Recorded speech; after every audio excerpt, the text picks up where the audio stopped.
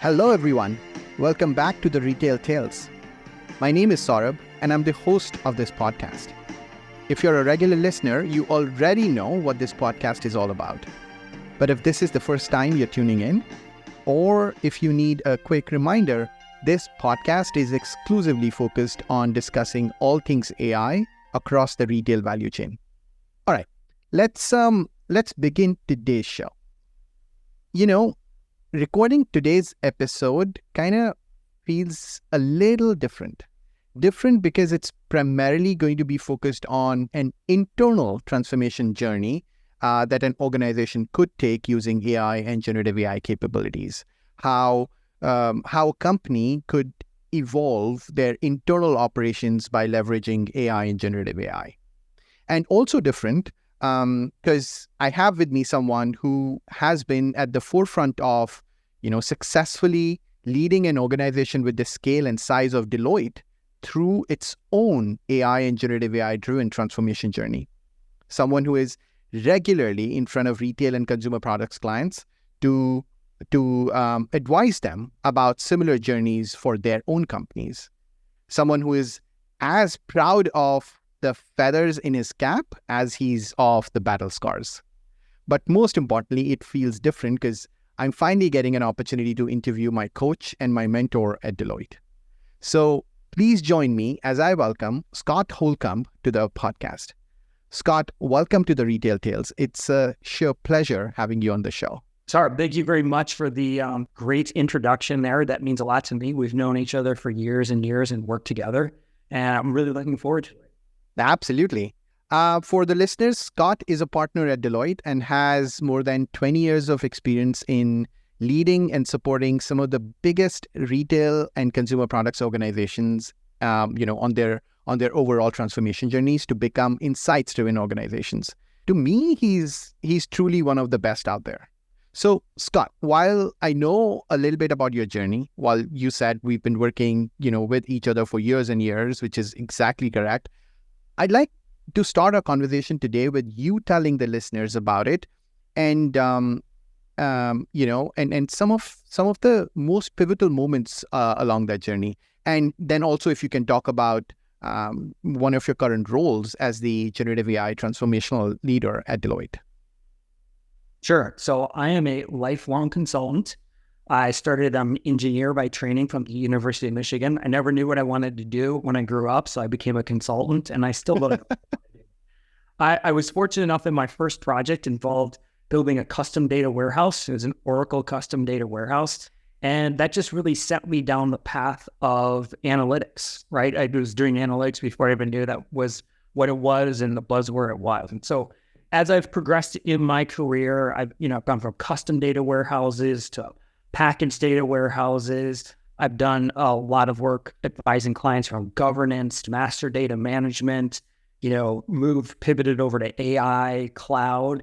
And for the last 16 months, I've been leading our internal transformation. So it's my entire route has been, data and analytics have weaved through it in AI. I've primarily have served clients in the consumer space along that way. I still lead accounts in that area, but it's been absolutely fascinating, particularly the last 16 months, because I've learned more in this time period than I have in any period in my career. The pace has been unlike anything I've ever seen. How fast we're moving, how fast the market is moving. It's been hard to keep up, but it's been really electrifying, really, to kind of move at this pace and learn. Like every day there's something new to learn. I mean, that's exactly right. Even now, like every hour of the day, every minute, it continues to evolve and we all continue to learn about it. Just before recording this session, Scott and I were talking about another capability that was just released. And it's fascinating to see how, the AI and especially generative AI continues to evolve. And look, I told you guys, he's one of the best out there. And, listening to that experience obviously tells us he's been down in the trenches. He's done the heavy lifting in kind of, transforming organizations to now that he's advising and guiding some of the best, some of the largest retail companies out there. Scott, as you can imagine, words or phrases like, transformation or reimagination. These kind of phrases tend to weigh heavy on, some of the leaders who are thinking about taking that kind of journey. And mainly because the connotation that these words or phrases bring along, connotations of ripping apart everything or going back to the drawing board or even starting from scratch. I've even heard some leaders retort with, why fix or why change something if it ain't broke? Now, my question to you is not going to be whether this weighed heavy on you as well when you took up this role at Deloitte, because knowing you, I know it didn't. My question is, what was your thought process about the transformation leader responsibility for an organization as big as Deloitte Consulting is? But when I stepped into this role, right, there was a tremendous amount of concern, right, both internally and with our clients, right, with the disruption that Gen AI was potentially going to introduce into the organization. Now we're coming up on the 2-year anniversary in November of, the Chat GPT moment, right, when it kind of was introduced in November to the masses. But we didn't understand it at the time, right? Early, in 2022, I think it was, right? The impact it was going to have on us, right? So there's a lot of concern. Is our business going to be disrupted in 6 months, right? Now that we're a year and a half into this, we recognize that, this is an absolutely amazing technology. It is a disruptive technology. The adoption curve is going to be a little bit longer than the 6 months, and our business isn't going to be upside down, right? So as we go back and think about transform versus reimagine, how we frame this up is really what would we advise our clients to do? We took a step back because everyone was in our organization. We have a lot of pioneers, right? They want to go drive and they want to go fix this. So we had experimentation happening everywhere with Gen AI, right? But what we needed to do is really get our arms around this. And so we took a step back, like I said, and said, what would we advise our clients to do? And the first step is we need to set our ambition around this, right? We are a decentralized organization. We have that entrepreneurial spirit, but we need to harness that spirit and point it in the same direction. So it was critical that we set our ambition. And our ambition is to serve clients. It's to make our clients better. So that gave us, and it sounds simple and cliche, but it gave us a North Star. And it's where are we going to focus our energy? We're going to figure out how we apply AI and Gen AI to ourselves to deliver better client outcomes. And then from there, what we did is we mapped out what is our strategy to accomplish that, right? And we started going back to your question about transformation versus reimagination. Start with the transformation. We've been successful for a long time, right? We're not going to throw all that out overnight, but how do we start to take a 16-month project and start to really lean into the AI and the Gen AI pieces and make it a 12-month project? Because it's going to be faster. It's going to free up their resources to do other things, to drive value in their organization, right? I would say that's the transform. So our first step in the journey was, how do we start to do that in the things we do today to, reduce timelines, deliver more value for our clients? Reimagination is thinking about how do we just even rethink everything we do? Do we still need to do the projects the same way we do? Do we need to capture requirements and document designs the way we did? Or can we go straight from a workshop right into development, right? We'll use Gen AI to capture the meeting minutes, develop the use cases. You use autonomous coding to just start building this, and then you're going to go into autonomous testing and get right to production in a matter of months, right? Instead of 2 or 3 months, as opposed to the 12 to 16. That's the reimagination piece. And so we had to kind of think about where we were going to place our investments because we don't have unlimited budget to do this. And resources. Imagination, and resource tends to require more investment. So you have to take an investment portfolio strategy to this too. As we learn what this can do, we had to place bets, some of them in the transformation bucket, some of them in the reimagination, right? And we're starting to see that pay off now, where we're seeing being able to liberate hours, drive better outcomes for our clients. But then we've also made some pretty big swings for the fences in terms of how do we build cognitive decision-making agents, right, going forward, so that we can really drive, really getting into the autonomous realm of that. That took a lot longer. It took more investment, but that's truly reimagining the business. So kind of to walk back, it's a or crawl, walk, run along the way. You can't just throw everything out. But that's hard to do when you're kind of in one of those moments when there's a lot of pressure, right? From like both the hype cycle and where we were, but then focusing on what's your ambition, laying out your strategy, and then going and executing on that strategy is critically important. It's a playbook we've used for years and years, from analytics to AI to now Gen AI. And a lot of those old, the way we've done things, you can get away from them very easily. And you feel that pressure building up, right? And everyone wants to move faster and do it this way. But if you fall back on some of those good disciplines, right, with this emerging technology, this new technology, it pays benefits. Yeah. One thing you spoke about was, like laying out that strategy and going after it. I think the other point that comes to mind is also being committed to that strategy while learning on the way, but being committed to the core of your strategy and not be in a position of doubting yourself. That self-doubt or that, doubt on that strategy can really impact and slow down the progress. Learning along the way, that triggered something. That was something that was absolutely critical to getting us to where we are today, right? Mm-hmm. Proof of concepts, piloting, learn what works, shut down investments quickly that weren't returning value, and doubling down on the ones that were, right? Yeah. Because we're all learning, right? We are all in. We couldn't go and hire hundreds or thousands of Gen AI experts. We had to build them, right? Yeah. At the time, right?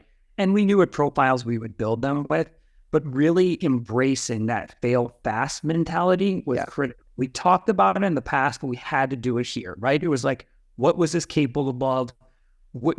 Could we determine ROI on this particular use case quickly? And then also having a plan for it to scale. We see this with clients quite frequently is lots of use cases are built. They work really well based on a very curated data set, a very thin slice of the business. When you try and if there isn't a plan up front to get them to scale, they don't work. When you kind of release them into the wild or release them into production. So having POCs, and then before you greenlight incremental investment to go big on this, having a plan to scale is a critical, lesson learned that we applied over the last year. Yeah, and I've seen that in action within the firm. Fail fast mentality is nothing new in the overall industry or even across different industries, but to execute it in the way that we did under your leadership was refreshing to see. And Scott, now I'm going to pivot a little bit, or maybe even transpose that experience over to how it can be leveraged by, let's say, a retail company. Because I know Gen AI transformation leader is just one of the critical roles that you play. But in your other critical role, you're also in front of some of our retail and consumer products clients on a daily basis, advising them on Gen AI-led transformation journeys. So let me pick your brain a little on how should retail companies be thinking about Gen AI as an internal transformational lever? What could this internal transformation journey look like, especially for a retailer? Sure. I think it's really what you want to think about is like, how can you optimize what you're doing right now? I think is where we're in that perspective. The use cases that I'm seeing scaling in with our clients, right, are really around like autonomous coding, knowledge management, like synthesizing large volumes of data. How can you make better informed decisions off of that? One thing that I learned, I've spoken to a number of clients recently on this who are like, how do we get started? Establishing an operating model is critical. That's going to work for your business.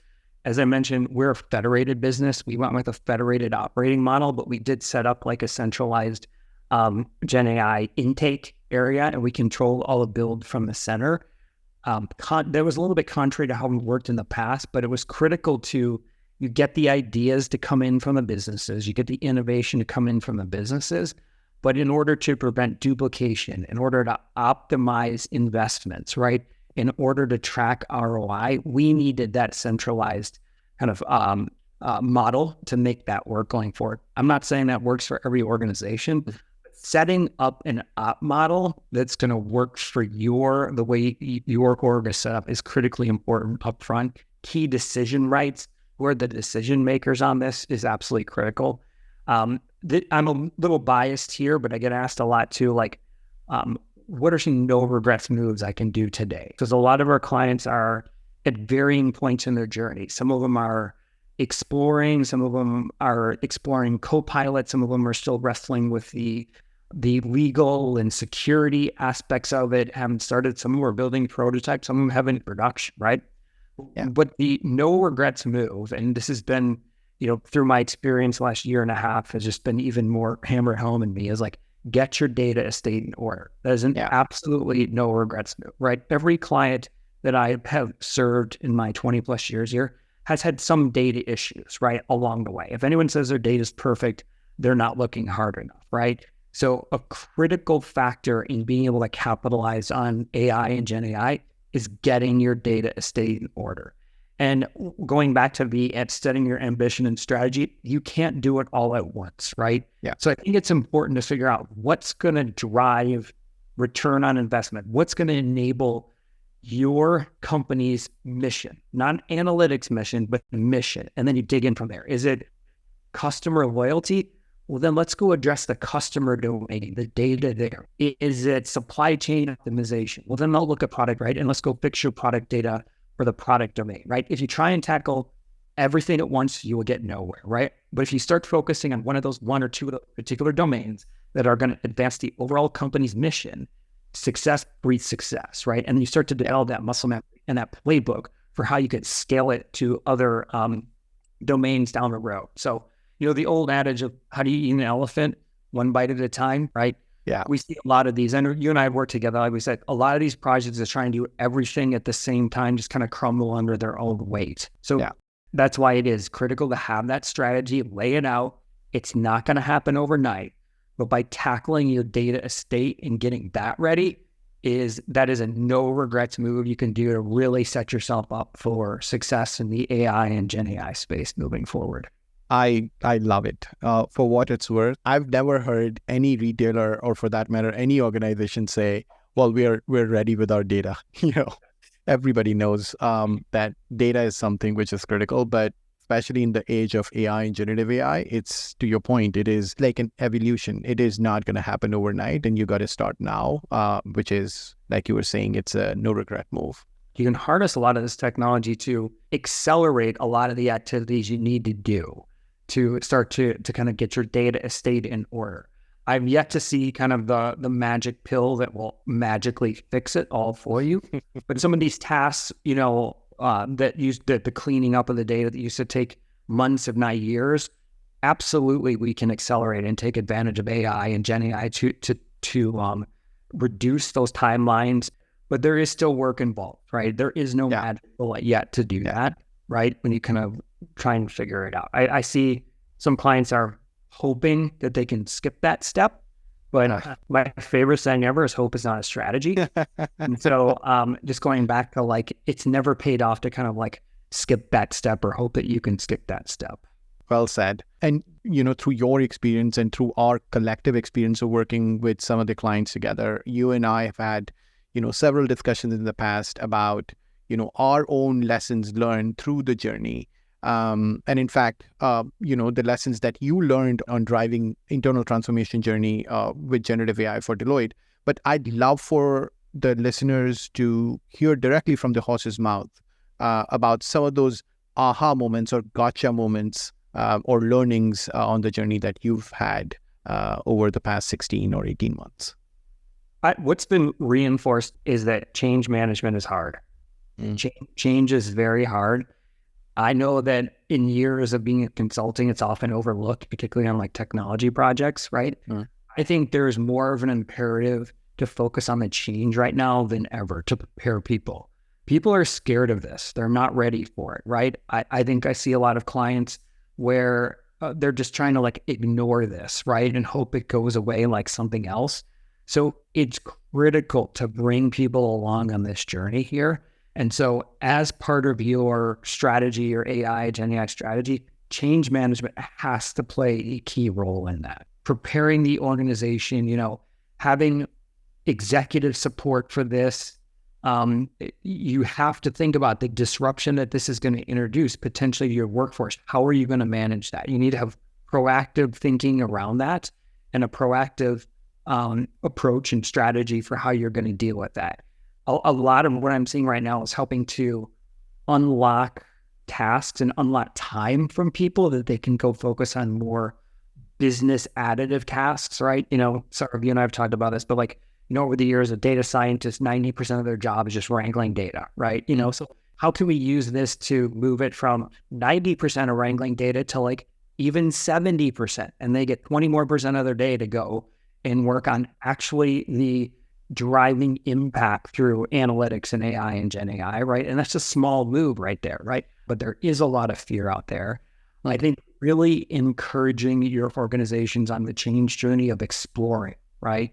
Getting out there and learning as much as you can. It is a fast-paced environment right now. The way that I've learned, the way that my teams have learned is by doing. That is a critical lesson learned, how important change management is.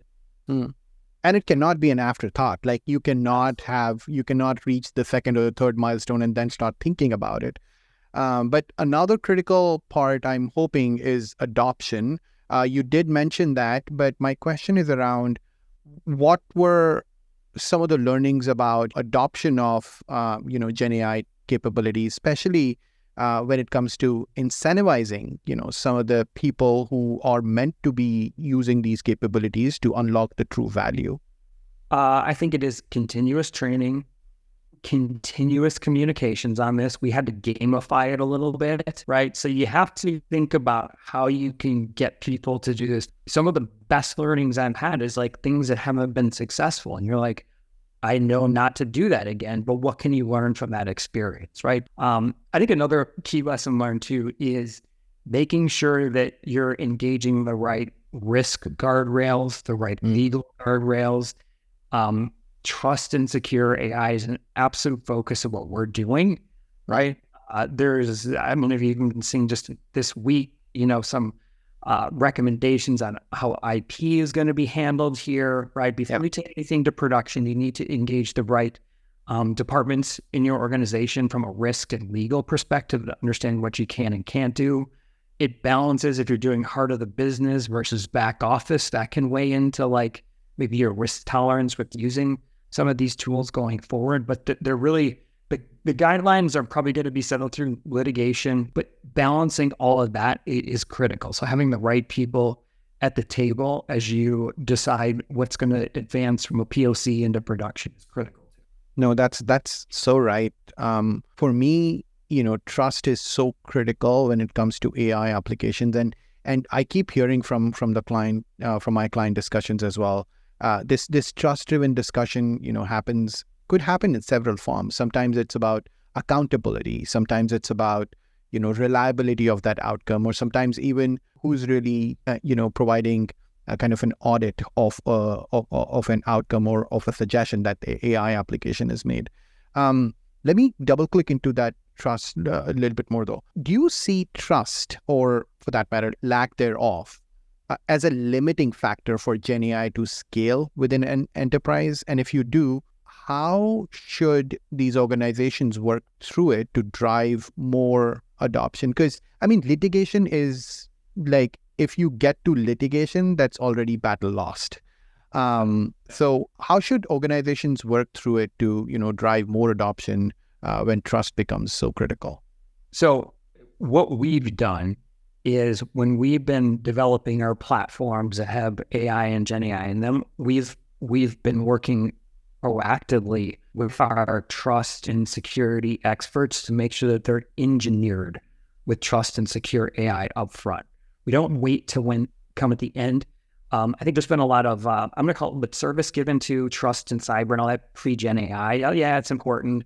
We'll build that. But now it is absolutely critical, right? And so engaging early, having them involved, even just when we intake an idea to evaluate it, what is the risk on this? As we build this out, advising the developers on what they should be looking for. Before we take anything forward into production, we do model variance testing, very complex testing on that. We test the cyber elements of it, right? And so what also we're learning as we go through this, as the underlying models, the LLMs evolve, you have to do continuous testing on this, continuous model validation, the cyber piece. And so we're doing it, we have a process all set up, but how can we automate that going forward? Because we'll never keep up from a manual perspective. So engineering your solutions with trust as you go through it is critical. And then having ongoing monitoring and testing in an automated fashion is going to be critical, right? Because you're never going to be able to keep up with it from like a manual if you're continuing to do the manual testing. No, that's very rightly said. I mean, to continue doing monitoring for AI outcomes, it's not going to be humanly possible. So that automated testing becomes very critical. Thanks for sharing that. Like all good things, this episode is also coming close to a wrap. Before we close out, though, any specific set of advice for retail leaders who are looking to take their companies, through an AI or generative AI-led transformation journey, or who are already on that transformation journey? I mean, I would reiterate what I already said, because again, it does sound like motherhood and apple pie, but we see it all the time when we serve clients. They don't have a clear ambition on what they're trying to do. They have not put their strategy on paper, and it's not communicated out across the organization. And there isn't top-down buy-in to this, right? So setting your AI ambition, your Gen AI ambition, having a strategy that's been shopped around and that there's buy-in on it is absolutely critically important, right? Involve the change management, right? That has to be a very heavy component. Trust and secure AI, engineer that proactively into your solutions, and then focus on the no regrets moves, right? It's kind of a rehash of what we already talked about, but very often we don't see that happening, right?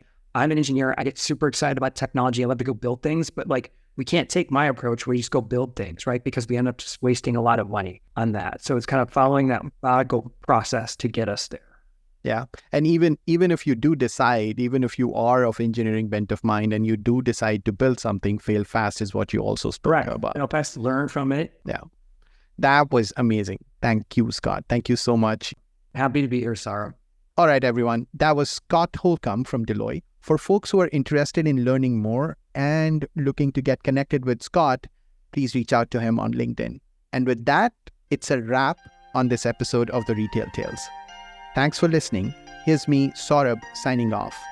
If you like the content, don't forget to follow this show to keep learning a thing or two about retail AI. You can follow us on LinkedIn and subscribe to this show on Spotify or Apple.